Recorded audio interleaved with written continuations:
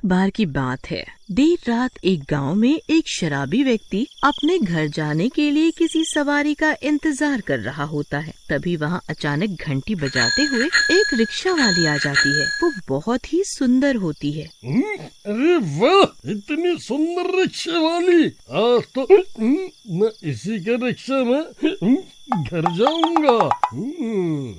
रिक्शे वाली, चमनपुरा चलेगी क्या? जरूर, बैठिए। सुंदर रिक्शा वाली को देख शराबी की नीयत खराब हो जाती है। वो सोचता है, गांव जाते हुए जब बीच में जंगल आता है, मैं वहाँ इसका फायदा उठा लूंगा।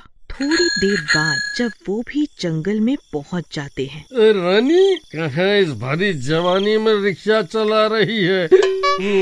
आजा, मैं तुझे अपनी रानी बना लूं। अरे जरा रोक तो अपना रिक्शा। जब ही रिक्शा वाली पीछे देखती है, शराबी की सारी शराब उतर जाती है। वो रिक्शा वाली चुड़ैल बन गई होती है। वो बहुत भयानक रूप ले लेती है और रिक्शा रोक लेती है। मुझे अपनी रानी बनाएगा तू? मैं तुझे 72 हूरों के पास ही भेज देती हूँ। आज तेरी जिंदगी का आखिरी दिन है। नहीं, मुझे माफ कर दो। मैंने तो तुम्हारा कुछ नहीं बिगाड़ा। मेरी छोटी छोटी 2 बेटियां हैं, वो अनाथ हो जाएंगी। छोटी बेटियां होते हुए दूसरी लड़कियों को बुरी नजर से देखता है? मैं तुझे अभी बताती हूँ। फिर वो चुड़ैल शराबी को मार देती है और उसे लहूलुहान करके पेड़ से टांग देती है। ये बात पूरे गांव में फैल जाती है, लेकिन कोई समझ नहीं पाता कि उस व्यक्ति की हत्या क्यों और किसने की। फिर कुछ दिनों बाद गांव की उसी चौक पर एक शराबी बुढ़ा झूमता हुआ खड़ा होता है। वो भी घर पहुंचने के लिए कोई साधन ढूंढ रहा होता है। तभी अचानक घंटी बजाते हुए वही रिक्शा वाली वहाँ से आ जाती है। अरे वाह, इतनी खूबसूरत रिक्शा वाली। आज तो मैं इसी के रिक्शा में घर जाऊंगा, चाहे ये 100 रुपए फालतू ले ले। ए रिक्शे वाली, जंगल पार के गांव चलेगी क्या? जी बाबा जी, जरूर चलूंगी। आइए बैठिए। अरे पगली, बाबा किसे बोल रही है? अभी तो मैं जवान हूँ, जरा ध्यान से तो देख।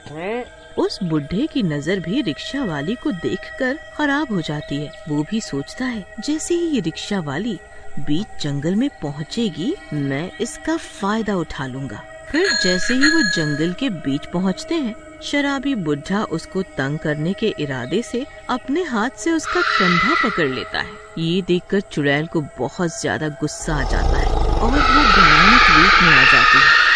गुस्से में वो चुड़ैल शराबी बुढ़े का एक हाथ खा जाती है। बुढ़ा दर्द से तड़पता हुआ जमीन पर बिलबिला रहा होता है। हे भगवान, ये क्या बला है? कौन है तू? तूने मेरा हाथ क्यों खा लिया? मैं तो तुझे प्यार ही कर रहा था।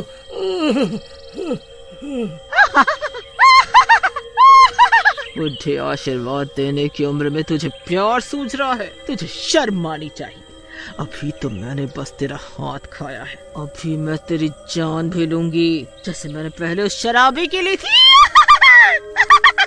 नहीं चुड़ैल बेटी, मुझे माफ कर दो। आगे से मैं ऐसी गलती कभी नहीं करूँगा। माफ कर दो मुझे, माफ कर दो। पर चुड़ैल उसकी एक नहीं सुनती और उस बुढ़े की लहूलुहान शरीर को पेड़ से टांग देती है। अगली सुबह जैसे ही ये बात गांव में फैलती है, लोग अचंभे से हैरान परेशान रह जाते हैं। किसी को समझ नहीं आता ये क्या हो रहा है। सभी को लगता है ये जंगल ही श्रापित है और सब उस जंगल से रात को आना जाना बंद कर देते हैं। फिर कुछ दिनों बाद गांव के मुखिया का लड़का राजू, जो बहुत ही शरीफ और बुद्धिमान था, उसी चौक पर देर रात घर जाने के लिए किसी सवारी का इंतजार कर रहा होता है। तभी अचानक रिक्शा वाली चुड़ैल अपना रिक्शा लेकर वहाँ से गुजरती है।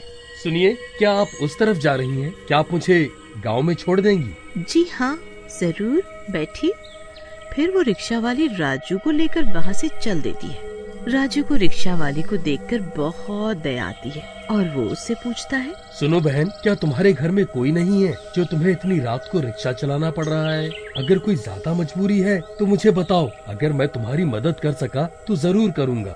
ये सुनकर रिक्शा वाली चुड़ैल दंग रह जाती है। उसे समझ आता है कि सभी मर्द एक जैसे नहीं होते। जैसे ही वो जंगल में पहुंचते हैं, रातों रात 12 बजने के कारण रिक्शा वाली चुड़ैल में बदल जाती है। क्या तुम बोलती नहीं बहन, मुझे बताओ। पर जैसे ही बोलने के लिए चुड़ैल मुंह पीछे घुमाती है, राजू दंग रह जाता है। वो कांपने लगता है। डरो नहीं भाई, मैं तुम्हें कुछ नहीं कहूँगी। मुझे आज पहली बार किसी ने बहन कहा है, नहीं तो इस गांव के सभी मर्द छिछोरे ही हैं। पर चुड़ैल बहन, तुम चुड़ैल कैसे बनी? क्या गांव में जो हत्याएं हो रही हैं वो तुम ही कर रही हो? हाँ, सभी हत्याएं मैंने ही की है। वो सभी मर्द गंदी नजर के थे, वो समाज पर कलंक थे, इसलिए मैंने उन्हें मार दिया। चुड़ैल बहन, सभी मर्द एक जैसे नहीं होते। तुम्हारी ये हालत कैसे हुई? फिर चुड़ैल अपनी आप बीती बताती है। पहले ये रिक्शा मेरे पति चलाते थे। एक दिन घर के बाहर वो अपना रिक्शा लगा रहे थे, तभी कुछ शराबी आए और उनसे उन्हें छोड़ने की जिद करने लगे। मेरे पति के मना करने पर उन्होंने उससे मारपीट चालू कर दी। जैसे ही मैं बाहर आई, उन शराबियों की नीयत बिगड़ गई। उन्होंने मेरे पति को जान से मार दिया और मुझे उठाकर जंगल में ले गए और मेरे साथ बदतमीजी की। फिर मुझे भी मार दिया। मेरी लाश का अंतिम संस्कार न होने के कारण मैं चुड़ैल बन गई। तब से मैंने सोच लिया कि मैं हर शराबी और वैशी दरिंदे को मार दूंगी ताकि मुझे चैन आएगा। पर चुड़ैल बहन, ऐसे तो तुम्हारा बदला कभी पूरा नहीं होगा। तुम्हें उससे बदला लेना चाहिए जिन्होंने तुम्हें हानि पहुंचाई। तुम्हें अपने पति और अपने कातिल से बदला लेना चाहिए। क्या तुम मेरी मदद करोगे भाई? हाँ बिल्कुल। फिर वो राजू को अपने कातिलों का हुलिया बताती है। वो समझ जाता है ये तो गांव के आवारा लड़के हैं। वो चुड़ैल से कहता है, मैं समझ गया तुम्हारे कातिल कौन है। अब मुझे कोई तरकीब लगाकर उन्हें यहाँ पर लाना होगा ताकि तुम अपना बदला ले सको और तुम्हें शांति प्राप्त हो। मैं उन्हें कल लाऊंगा। राजू उन आवारा लड़कों के पास जाता है और उनसे कहता है, भाइयों, मैं तुमसे दोस्ती करना चाहता हूँ। मैं बोर हो गया हूँ अपनी बोरिंग लाइफ से। मैं भी तुम्हारी तरह मस्ती करना चाहता हूँ। अबे ढीले, तू हमारी दोस्ती करेगा? तुझे पता भी है हमारे शौक। हाँ भाई, और अपनी दोस्ती साबित करने के लिए आज रात तुम तीनों को मेरी तरफ से शराब की पार्टी। कहो मंजूर? शराब के लालच में वो तीनों उससे दोस्ती करने के लिए राजी हो जाते हैं। फिर रात होने पर वो चारों शराब के ठेके पर जाते हैं और राजू उन तीनों को खूब शराब पिलाता है और खुद भी शराब पीने की एक्टिंग करता है। फिर वो चारों चौक पर घर जाने के लिए सवारी का इंतजार करते हैं। तभी वो रिक्शा वाली वहाँ से आ जाती है। अरे वाह, क्या सुंदर रिक्शा वाली है। ए राजू, चल तुझे मजा कराता हूँ। फिर वो तीनों रिक्शा वाली का फायदा उठाने का प्लान बनाते हैं और उसे जंगल पार के गांव की ओर जाने के लिए कहते हैं और उसके रिक्शे पर बैठ जाते हैं। फिर बीच जंगल पर पहुंचने पर उनमें से एक शराबी लड़का रिक्शा वाले की चुनरी खींचने लगता है। वो गुस्से से आग बबूला हो जाती है और चुड़ैल के रूप में बदल जाती है। उन तीनों की शराब वहीं की वहीं उतर जाती है। वो तीनों को उल्टा लटका देती है। हमें छोड़ दो। हम आगे से ऐसी गलती कभी नहीं करेंगे।